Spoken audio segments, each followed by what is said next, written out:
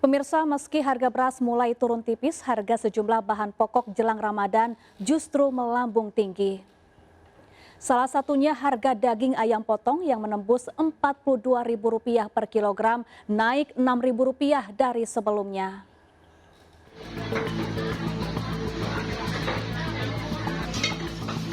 Sepekan jelang Ramadan, harga daging ayam potong melambung tinggi.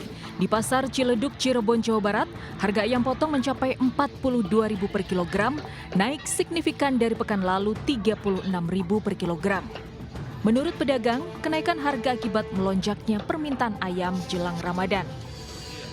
Ya, ini juga secara kan omset pasti turun ya, karena banyak yang lebih mundur, istilahnya kayak pedagang sayur gitu yang mengurangi lah, karena kan ngejualnya mereka susah untuk ayam bersihnya itu susah untuk dinaikin, gitu, ayam yang udah matangnya, sedangkan harga semua naik. Jadi yang biasanya mereka 3 kilo berkurang gitu, jadi cari aman gitu.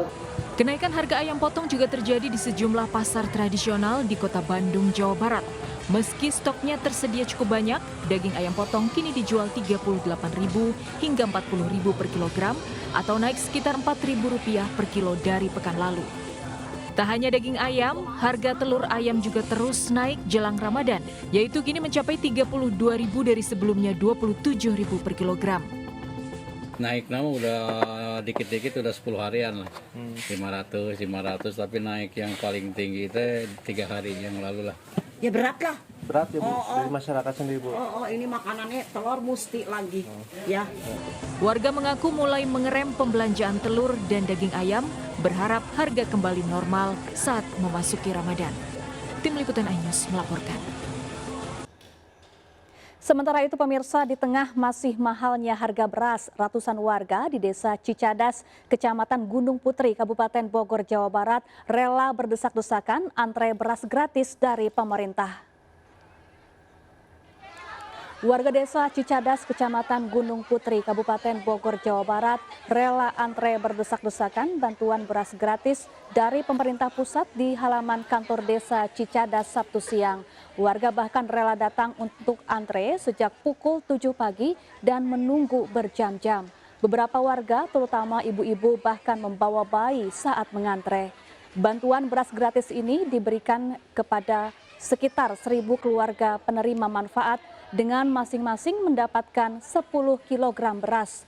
Di tengah tingginya harga beras, bantuan beras gratis ini sangat membantu ekonomi warga.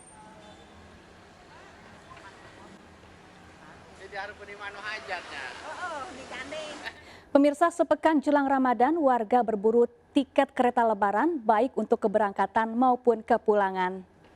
Ya, selain berburu tiket secara online, PT KAI juga membuka penjualan tiket secara go-show alias beli di tempat. Berikut laporan Wenda Nura dari Stasiun Gambir, Jakarta Pusat. Pemirsa, beginilah situasi pada hari Minggu pagi di Stasiun Gambir, Jakarta Pusat. Dan saat ini dapat kami informasikan untuk pembelian tiket secara on the spot atau pemberian langsung di stasiun. Saat ini hanya berlaku untuk pemberangkatan go show atau pemberangkatan di hari yang sama. Dengan maksimal pembelian itu 3 jam sebelum keberangkatan. Sedangkan untuk pembelian tiket secara online ataupun melalui aplikasi KAI Akses, saat ini bisa untuk keberangkatan 45 hari ke depan. Dengan begitu untuk pemirsa yang akan melakukan pemberangkatan atau perjalanan mudik lebaran nanti, untuk pembelian tiketnya saat ini hanya bisa dilakukan secara online. Dan sebagai informasi tambahan pemirsa, saat ini di Stasiun Gambir khususnya di pintu masuk selatan sudah diberlakukan facial recognition, dan ini untuk memudahkan tentunya dan juga untuk mempercepat antrian. Dari Jakarta, Wenda Nura, Dede Rudi, iNews melaporkan.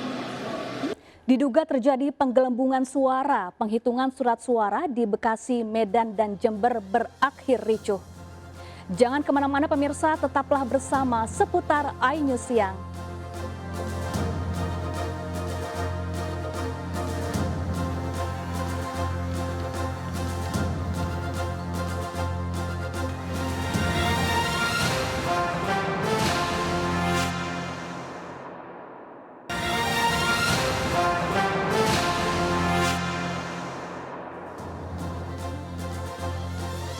Pemirsa, penghitungan surat suara di sejumlah lokasi berakhir ricuh. Di Bekasi, kericuhan diduga dipicu adanya penggelembungan suara caleg. Sementara di Medan Deli, kericuhan penghitungan surat suara terjadi Minggu dini hari. Diduga akibat adanya 2 orang penyusup.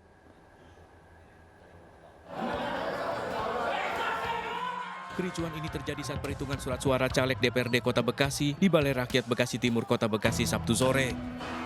Adu mulut hingga nyaris baku hantam ini terjadi saat proses rekapitulasi karena diduga terjadi penggelembungan suara.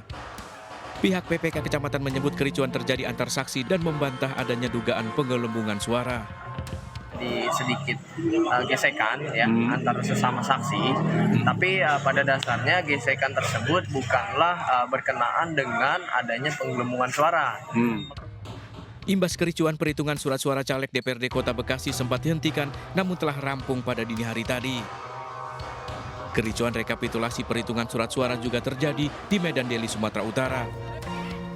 Sejumlah saksi partai dan caleg mengamankan 2 orang wanita diduga penyusup yang sempat berupaya kabur. Hingga Minggu pagi tadi ratusan ribu surat suara dari 517 TPS di Kecamatan Medan Deli belum juga direkap. Kericuhan rekapitulasi surat suara juga terjadi di Desa Yosorati, Kecamatan Sumber Baru, Jember, Jawa Timur. Para saksi menduga banyak kecurangan dan penggelembungan dalam perhitungan hasil surat suara. Dari Jember, Jawa Timur, Medan, Sumatera Utara, dan Bekasi, Jawa Barat, tim kontributor iNews melaporkan.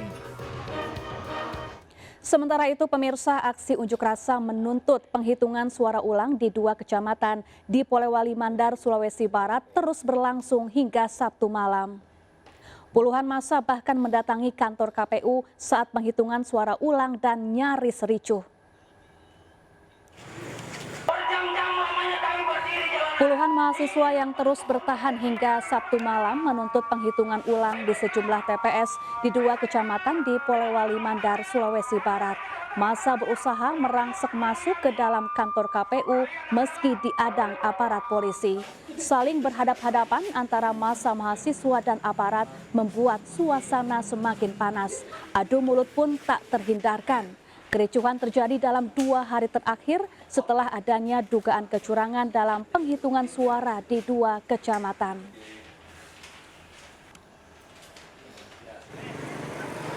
Tak hanya di kantor KPU, ratusan orang juga berunjuk rasa di kantor Bawaslu Polewali Mandar Sabtu siang. Sayangnya tak ada satupun perwakilan Bawaslu yang menemui massa. Dalam aksi ini, mahasiswa juga menuntut penghitungan ulang suara di sejumlah TPS di 2 kecamatan, yakni Kecamatan Matangga dan Bulo. Massa meminta pihak Bawaslu untuk memberikan rekomendasi kepada KPU agar dilakukan penghitungan ulang di 10 TPS pada 2 kecamatan.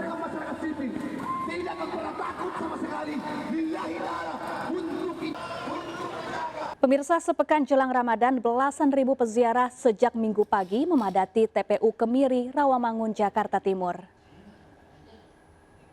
Belasan ribu peziarah memenuhi TPU Kemiri sejak pagi. Tak hanya warga DKI Jakarta, peziarah juga datang dari sejumlah kota, khusus datang untuk berdoa dan untuk mendiang serta sanak saudara.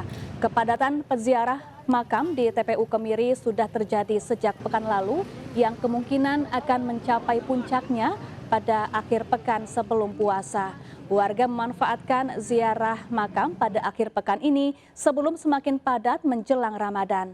Padatnya pengunjung ini juga disertai dengan banyaknya pedagang bunga yang berjejer di sepanjang jalan. Peziarah mengaku jelang Ramadan menjadi tradisi berziarah dan membersihkan hati sebelum ibadah puasa.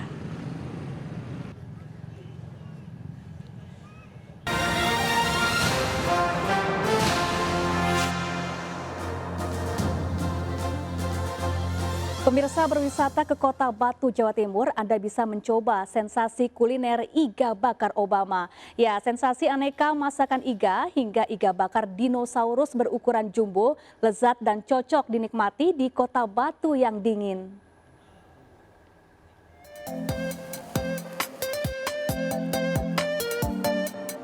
Aroma sedap yang menggoda tercium dari iga bakar ini. Ya, iga bakar Obama di Jalan Panglima Sudirman merupakan spot kuliner favorit terbaru di Kota Batu, Jawa Timur.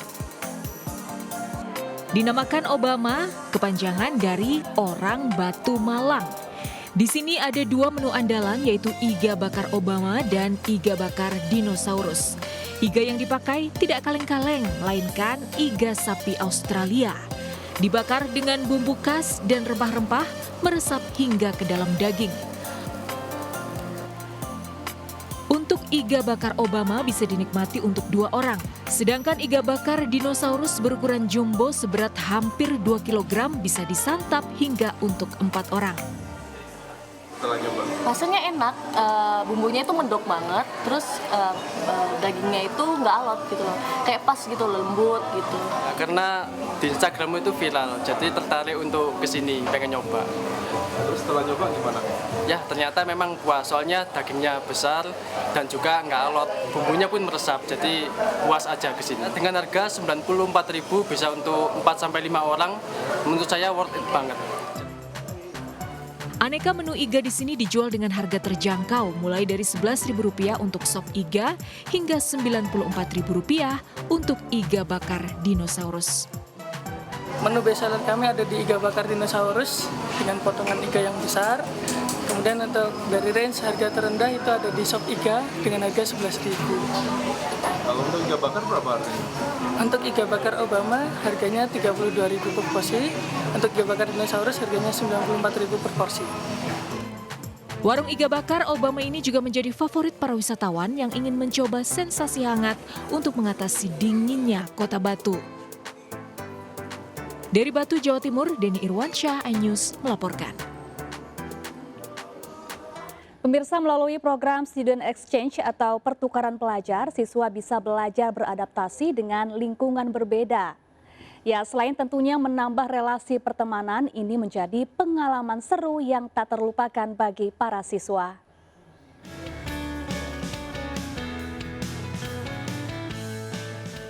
Sejumlah siswa SMP asal Jakarta ini begitu semangat mengikuti program Student Exchange atau pertukaran pelajar ke SMP di Kota Makassar, Sulawesi Selatan.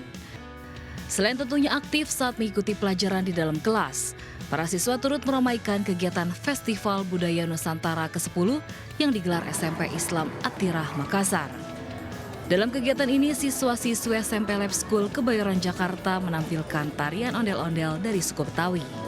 Harap mereka bisa belajar 4 pilar dari UNESCO, yaitu learning to know, mengetahui budaya Makassar. Kami belajar budaya-budaya baru, lalu kami belajar logat, bahasa, dan juga kebiasaan di sini.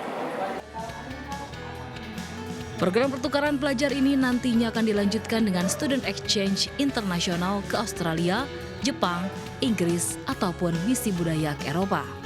Dari Makassar, Sulawesi Selatan, Leo Muhammad Nur, iNews melaporkan.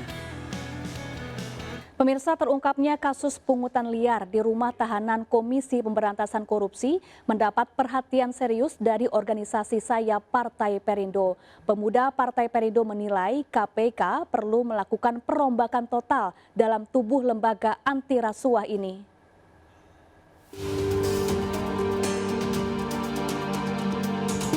Kasus pungli pegawai KPK telah mencoreng integritas KPK sebagai lembaga anti korupsi nomor 1 ini. Tindakan pegawai KPK ini juga menjadi penghambat pemberantasan tindak pidana korupsi yang masih marak terjadi di tanah air. Pemuda Perindo pun mendorong upaya bersih-bersih di tubuh KPK dan melakukan revolusi mental. KPK harus bisa melakukan revolusi mental dan harus bisa juga mendirikan integritas yang baru. Saat ini terbentur oleh Undang-Undang Nomor 19 Tahun 2009, di mana KPK itu karyawannya itu semua adalah ASN. Seharusnya yang bekerja di KPK itu tidak boleh ASN. Untuk apa? Ketika terjadi pelanggaran itu tidak langsung dapat dipecat karena ASN. Tapi kalau seandainya pegawai kontrak atau yang dari ICW itu bisa langsung ditindak. Per Desember 2018 hingga Maret 2023, perputaran uang pungli di rutan KPK mencapai 6 miliar rupiah. Uang ini diduga digunakan sebagai pemulus masuknya barang dan keperluan para tahanan, seperti alat komunikasi serta uang. Dari Jakarta, Aryadin Alfagani Nur, iNews melaporkan. Pemirsa, kami akhiri jumpa kita siang ini. Saya Syafaati Suryo bersama tim yang bertugas mengucapkan terima kasih. Tetap semangat dan sampai jumpa.